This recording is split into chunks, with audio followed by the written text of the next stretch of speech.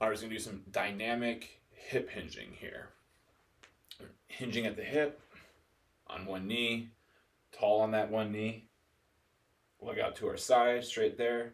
And now we're just gonna work on hinging at the hip, getting that butt to go back to the heel. Trying to keep that chest tall. As we go through that motion, really pushing those hips out at the top.